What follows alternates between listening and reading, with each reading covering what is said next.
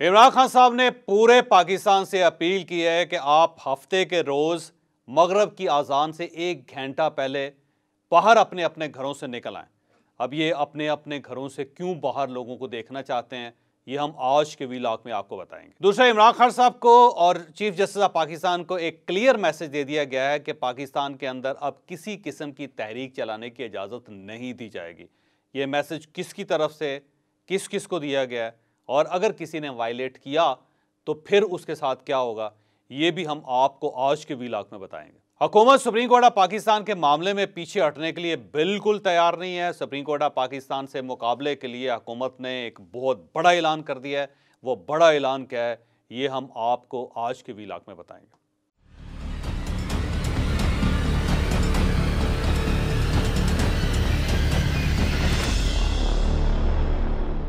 इमरान खान साहब ने पूरे पाकिस्तान से अपील की है कि हफ्ते के रोज़ मगरब की अजान से 1 घंटा पहले तमाम पाकिस्तान, पूरे लोग, वो बच्चे हों, वो बड़े हों, बूढ़े हों, वो जवान हो, वो सब अपने घरों से बाहर आ जाएं। और बाहर क्यों आए? चीफ जस्टिस ऑफ पाकिस्तान से इजहारी यकजहती के लिए। और इमरान खान साहब का ये कहना है कि यहाँ पे माफियाज हैं और उन माफिया से क्योंकि सुप्रीम कोर्ट बल्कि चीफ जस्टिस ऑफ पाकिस्तान टकरा रहे हैं, तो उनसे इजहार यकजहती के लिए पूरे पाकिस्तान को हफ्ते के दिन बाहर निकलना चाहिए। इमरान खान साहब का मैसेज है क्या? आप क्लिप मुलायजा कर लें। ये पाकिस्तान का आइन तबाह करने पे तुले हुए हैं, पाकिस्तान के सुप्रीम कोर्ट को तबाह कर रहे हैं। हर किस्म की ये चीफ जस्टिस के ऊपर और जजेस के ऊपर हर किस्म की उनके खिलाफ प्रोपेगेंडा कर रहे हैं। मैं चाहता हूं कि हफ्ते को मगरिब से 1 घंटा पहले आप अपने घरों से बाहर निकलें, अपने महलों में जाएं, या गांव में हैं तो अपने गांव में निकलें। अपने आइन को बचाने के लिए, अपने बच्चों के मुस्तकबिल को बचाने के लिए, अपने सुप्रीम कोर्ट को बचाने के लिए अपने चीफ जस्टिस के साथ इजहार यकजहती दिखाएं। तो इमरान खान साहब पूरे पाकिस्तान से अपील कर रहे हैं कि आप हफ्ते के दिन बाहर निकल आएं और अपने चीफ जस्टिस ऑफ पाकिस्तान के पीछे खड़े हो जाएं।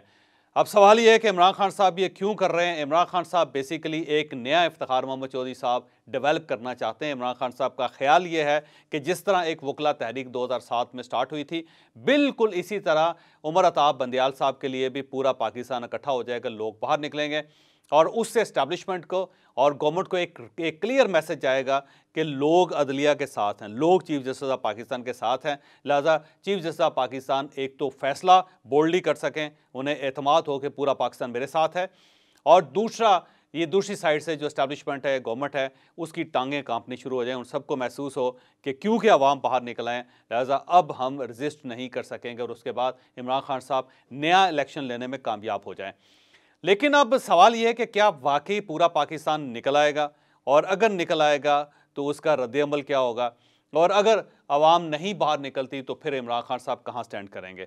तो मेरा ज़ाती ख्याल ये है कि इमरान खान साहब की ये कॉल कामयाब नहीं होगी। अब सवाल ये है कि ये कॉल कामयाब क्यों नहीं होगी? उसकी 3 रीज़न है। पहली रीज़न तो ये है कि इमरान खान साहब ने आज तक जितनी भी तहरीकें चलाई हैं, मीडिया ने खुलकर इमरान खान साहब को सपोर्ट की, और मीडिया की सपोर्ट की वजह से इमरान खान साहब का जो मैग्नीट्यूड है, इमरान खान साहब की जो तहरीकें हैं, उनका जो मैग्नीट्यूड है उसके अंदर इजाफा हुआ, इमरान खान साहब के सियासी कद में इजाफा हुआ। लेकिन ये इमरान खान साहब की पहली तहरीक होगी जिसे मीडिया ज़ीरो कवरेज देगा, मीडिया पे पाबंदी लग जाएगी और मीडिया खुद भी इस मामले में अब इमरान खान साहब का साथ नहीं देगा। लिहाजा इमरान खान साहब को अब सोशल मीडिया पर रिलाई करना पड़ेगा, और सोशल मीडिया के मामले में भी अगर इमरान खान साहब की पिछली कारकर्दगी 1-2 महीनों की कारकर्दगी जायज़ा ले लिया जाए तो यूँ महसूस होता है कि अब उनकी वो फॉलोइंग नहीं रही। आप देखते हैं कि जब भी इमरान खान साहब लाइव गुफ्तगू करते हैं, लाइव खिताब करते हैं, तो अब आप उस लोग देख लें कि वहाँ कितने लोग होते हैं। बाज़ू का 3-3 हज़ार लोग होते हैं, 4-4 हज़ार लोग होते हैं, और कहाँ मिलियंस के हिसाब से लोग होते थे। तो अब अगर इमरान खान साहब की जो तकरीरें हैं उनको लोग अगर नोटिस नहीं कर रहे, तो इमरान खान साहब की सोशल मीडिया के ऊपर जो तहरीक होगी उसको कितने एक लोग नोटिस कर लेंगे। फिर दूसरा, इमरान खान साहब ने 1 मई को जब लाहौर के अंदर एक रैली निकाली थी, तो उसमें गवर्नमेंट के अपने अदाद-ओ-शुमार के मुताबिक, तहकीकाती अदारों के अदाद-ओ-शुमार के मुताबिक, इंटेलिजेंस अदारों के मुताबिक, इंटरनेशनल मीडिया के मुताबिक उसमें मैक्सिमम 6000 लोग थे। तो जब लाहौर जैसे शहर में जो इमरान खान साहब का किला है, जिसे इमरान खान साहब का कैपिटल, पॉलिटिकल कैपिटल समझना चाहिए, वहाँ अगर इमरान खान साहब की रैली में सिर्फ 6000 लोग शामिल हो सकते हैं, तो अब ये पूरे पाकिस्तान को जब कॉल दे दी गई है तो उसमें कितने लोग बाहर निकलेंगे। दूसरा, उमर अताब बंदियाल साहब के साथ ये एक ट्रेजेडी हुई है कि जब सुप्रीम कोर्ट ऑफ पाकिस्तान के चीफ जस्टिस के साथ सुप्रीम कोर्ट ऑफ पाकिस्तान पूरी खड़ी नहीं है, तो फिर अवाम कैसे खड़े होंगे। और जो ऊपर नीचे ऑडियोज़ लीक हुई, उन्होंने भी इनको कंट्रोवर्शियल कर दिया है। तो पार्लियामेंट और सियासतदान बड़ी हद तक चीफ जस्टिस ऑफ पाकिस्तान को कंट्रोवर्शियल करने में कामयाब हो गए। फिर ऑडियोज़ आ गई, फिर क्योंकि एस्टैब्लिशमेंट उनको सपोर्ट नहीं कर रही, तो ये सारे फैक्टर्स भी जो हैं उससे यूँ महसूस होता है कि चीफ जस्टिस ऑफ पाकिस्तान अकेले होते जा रहे हैं। तो जब चीफ जस्टिस ऑफ पाकिस्तान अकेले हैं, एक साइड पे सिर्फ इमरान खान साहब हैं, और इमरान खान साहब की वो फॉलोइंग अब नहीं रही जिससे जो कभी होती थी, तो फिर मेरा नहीं ख्याल कि इमरान खान साहब की ये तहरीक कामयाब हो सकेगी। अब अगर इमरान खान साहब की तहरीक कामयाब नहीं होती तो दो चीज़ें तय हो जाएंगी। एक तो चीफ जस्टिस ऑफ पाकिस्तान अकेले हो जाएंगे, उन्हें ये महसूस होगा कि जब पीटीआई मुझे कहती थी कि कदम बढ़ाओ चीफ जस्टिस, हम तुम्हारे साथ हैं, अब इसके अंदर जान नहीं रहे। तो ये जो खामोशी है चीफ जस्टिस ऑफ पाकिस्तान की तरफ से, ये खामोशी फिर उसके बाद गहरी हो जाएगी। अब क्योंकि इलेक्शन कमीशन की तरफ से एक नज़रसानी petition supreme court of Pakistan में दायर हो चुकी है और उसमें इलेक्शन कमीशन ने बड़ा ठीक ठाक किस्म का मौक़िफ़ लिया, और पहली मरतबा ऐसा महसूस हो रहा है कि इलेक्शन कमीशन भी अब सुप्रीम कोर्ट ऑफ पाकिस्तान से टकराने के लिए तैयार खड़ा है, क्योंकि इसमें प्ली ये ली गई है कि supreme court of Pakistan election commission को डायरेक्शन नहीं दे सकती और इलेक्शन की तारीख तय नहीं की जा सकती, और ये फैसला गैर कानूनी गैर आइनी है, लिहाजा इस फैसले पर नज़रसानी की जाए। तो अब इलेक्शन कमीशन की पटिशन भी दायर हो चुकी है। अब अगर इमरान खान साहब की कॉल क्लियर नहीं होती, अवाम उनका साथ नहीं देते और इमरान खान साहब कामयाब नहीं होते, तो फिर यकीनन supreme court of Pakistan election commission of Pakistan की नज़रसानी पटिशन है उस पर वाकई नज़रसानी करके अपने आप को इस सारे गन से बाहर निकालने की कोशिश करेगी। तो एक रास्ता फौरी तौर पर चीफ जस्टिस ऑफ पाकिस्तान ये लेंगे। अब अगला सवाल ये है कि अगर इमरान खान साहब की कॉल कामयाब हो जाती है तो फिर, और वो अगर कामयाब हो जाती है तो फिर ये जहन में रखें कि मामलात मज़ीद ख़राब हो जाएंगे, क्योंकि अब इमरान खान साहब वो चीफ जस्टिस ऑफ पाकिस्तान को बड़ी क्लैरिटी के साथ ये बता दिया गया है कि अब हमारा टॉलरेंस लेवल ज़ीरो हो चुका है, अब हम मज़ीद इस किस्म का कन्फ्यूजन या क्यास बर्दाश्त नहीं करेंगे। बल्कि इमरान खान साहब को ये तक बता दिया गया है कि पाकिस्तान में अब किसी ऐसी एक्टिविटी की इजाज़त दी जाएगी कि जिससे पाकिस्तान के माशी हालात मज़ीद ख़राब हो सकते हैं, क्योंकि पाकिस्तान अब डिफ़ॉल्ट के किनारे पर खड़ा है। और अब अगर इमरान खान साहब को तहरीक चलाते हैं और पाकिस्तान डिफ़ॉल्ट होता है, तो इस चीज़ की इजाज़त अब इमरान खान साहब को नहीं मिलेगी। और साथ ही चीफ जस्टिस ऑफ पाकिस्तान और कुछ दूसरे जजेस को भी बता दिया गया है कि अब हमारा जो लेवल है वो ज़ीरो हो चुका है, अब हमारी बर्दाश्त अब इजाज़त नहीं देती, लिहाजा अब ये पॉलिटिकल मामलात जो हैं इनको आप ख़त्म करें और इनको पॉलिटिशियंस के हवाले करें, क्योंकि ये पॉलिटिकल मामलात हैं, ये सारे केसेस पॉलिटिकल हैं, इनका जुडिशरी के साथ, इंसाफ के साथ और ह्यूमन राइट्स के साथ कोई ताल्लुक़ नहीं है। तो अब ये क्लैरिटी दोनों साइडों पे पहुंचा दी गई है, इस साइड से भी इस साइड पे भी। तो मेरा नहीं ख्याल कि अब इस मैसेज के होते हुए इमरान खान साहब को ऐसी गलती करेंगे कि जिससे इनके ख़िलाफ़ कोई कार्रवाई हो जाए, क्योंकि अब इमरान खान साहब अगर घर से बाहर निकलते हैं तो इमरान खान साहब गिरफ़्तार हो जाएँ। अब इस्लामाबाद हाई कोर्ट में इनकी पेशी है और इमरान खान साहब ज़ाहिर उसमें नहीं तशरीफ़ लाएँगे, लेकिन इसके अलावा अगर अब आप ये लाहौर हाई कोर्ट भी इमरान खान साहब जाते हैं तो मेरा नहीं ख्याल कि इमरान खान साहब को अब स्पेयर किया जाएगा, क्योंकि आखिरी मौका उनको देना था वो दे दिया गया है कि आप 8 अक्टूबर के इलेक्शंस पे अपने आप को रजामंद कर लें और गवर्नमेंट के साथ बैठ के 8 अक्टूबर के लिए कोई लाहेमल तय कर लें। अब ज़ाहिर है इमरान खान साहब वहाँ पे नहीं कर सके और अब इमरान खान साहब की सारी उम्मीदों का मरकज़ चीफ जस्टिस ऑफ पाकिस्तान है।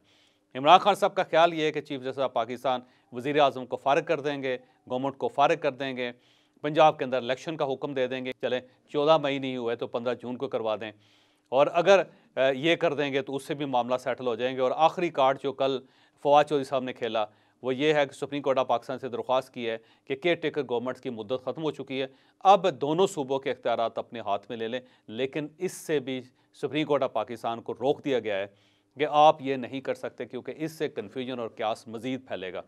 तो अब मेरा ख्याल ये है कि इमरान खान साहब और उसके साथ साथ चीफ जस्टिस ऑफ पाकिस्तान को टाइट करने का सिलसिला स्टार्ट हो जाएगा। अब इनको इतना ज़्यादा मौका नहीं दिया जाएगा कि ये कोई नया फ़ैसला करके पाकिस्तान में कोई नई कन्फ्यूजन या नया क्यास पैदा कर दें। तो ये एक मैसेज बड़ा क्लियर है। दूसरा, अगर इमरान खान साहब अपने मामलात को दुरुस्त नहीं करते, ये इसी तरह एक गैर सियासी एक्टिविटीज़ जारी रखते हैं या एंटी पाकिस्तान एक्टिविटीज़ जारी रखते हैं, तो मेरा नहीं ख्याल कि इमरान खान साहब को अब इस चीज़ की गुंजाइश या इस चीज़ का मौका दिया जाएगा। तो बड़ी क्लैरिटी है और ये अंदर की इतला है जो मैं आपके सामने रख रहा हूँ। इसके साथ साथ गवर्नमेंट की तरफ से भी आप देख लें कि गवर्नमेंट ने भी सुप्रीम कोर्ट ऑफ पाकिस्तान के खिलाफ खड़ा होने का क्लियर फैसला कर लिया। आप पिछले 2 दिनों की तकरीरें देख लें, ख्वाजा आसिफ साहब की तकरीर देख लें, शाहिद खाकान अब्बासी साहब की तकरीर देख लें, फिर राजा परवेज़ अशरफ साहब का कल का इंटरव्यू देख लें जो उन्होंने इंटरव्यू दिया, और उसमें उन्होंने क्लैरिटी के साथ ये बता दिया कि अगर इस बार सुप्रीम कोर्ट ऑफ पाकिस्तान हमारे प्राइम मिनिस्टर को फारिग करती है तो फिर उसके बाद आप हमसे किसी रायत की तवक्को ना करें। एग्जैक्ट जो अल्फाज से राजा परवेज़ अशरफ साहब के वो देख लें, इनके अंदर आपको एक मैसेज क्लियर मिलता है। अगर सुप्रीम कोर्ट ये कहती है कि शहबाज शरीफ साहब डिस्क्वालीफाई हो चुके हैं, पार्लियामान क्या करे? ये इस मुल्क की बहुत बड़ी बदकिस्मती होगी, और मैं ये भी कहूँ कि ये अब हजम होने वाला नहीं। मैं एज ए पॉलिटिकल वर्कर बता रहा हूँ, बट आई कैन स्मेल, जो मैं देख सकता हूँ, जो मैं विजुअलाइज कर सकता हूँ, वो बहुत खौफनाक मसला है। तो इसमें राजा परवेज़ अशरफ साहब आपको क्लैरिटी के साथ बता रहे हैं कि इस बार मौका नहीं दिया जाएगा कि प्राइम मिनिस्टर को कुर्बान कर दिया जाए। तो ये जो फैसला पार्लियामेंट ने किया है या पीडीएम ने किया है, अब उसके अंदर कोई शक की गुंजाइश नहीं। दूसरा, एक रेफरेंस दायर कर दिया गया इलेक्शन कमीशन में, वो रेफरेंस मलक मोहम्मद अहमद खान ने और अता तारड़ साहब ने दायर किया है, और उस रेफरेंस में इलेक्शन कमीशन से ये दरख्वास्त की गई है कि आप साबिक chief justice of Pakistan Saqib Nisar साहब के साहबजादे और जो पीटीआई के दरमियान टिकटों की तकसीम का जो तनाज़ा है उसके ऊपर नोटिस लें, और इसके ऊपर भी इलेक्शन कमीशन ने नोटिस लेने का फैसला कर लिया। अब इमरान खान साहब को बुलाया जाएगा और साबिक चीफ जस्टिस ऑफ पाकिस्तान को भी बुलाया जाएगा, उनके साहबजादे को भी बुलाया जाएगा, और उस एमपीए अबू सर को भी बुलाया जाएगा जिसके टिकट का इशू है। तो अब वहाँ पे भी तहकीक स्टार्ट हो रही है, और इसके साथ साथ कौमी असम्बली ने भी एक कमेटी बना दी है, और इस कमेटी के अंदर भी इस पर तहकीक होगी। तो 2 साइडों पर इलेक्शन कमीशन के अंदर तहकीक होगी और पार्लियामेंट के अंदर तहकीक होगी।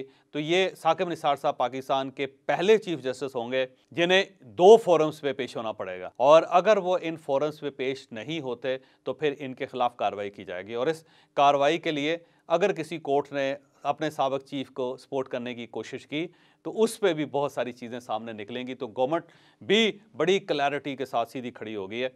फिर पब्लिक अकाउंट्स कमेटी में, क्योंकि कल भी इशू था, परसों भी इशू था, जिसमें नूर आलम साहब जो चेयरमैन है पब्लिक अकाउंट्स कमेटी के, उन्होंने कल भी ये कहा कि हमने बुलवा लिया है रजिस्ट्रार को कि 10 साल के जो ऑडिट है सुप्रीम कोर्ट ऑफ पाकिस्तान का वो होना चाहिए, वो अपने अकाउंट्स लेकर आएँ और अखराजात की पूरी तफसील बयान करें। और उस पर इनका ये कहना है कि अगर वो नहीं आते या इसके खिलाफ कुछ स्टे ऑर्डर जारी हो जाता है या फिर सुप्रीम कोर्ट ऑफ पाकिस्तान इसे रिजेक्ट कर देती है, तो ये उनका ये कहना है कि हम दोबारा एक्टिविटी करेंगे, फिर हम दोबारा उनको बुलाएंगे।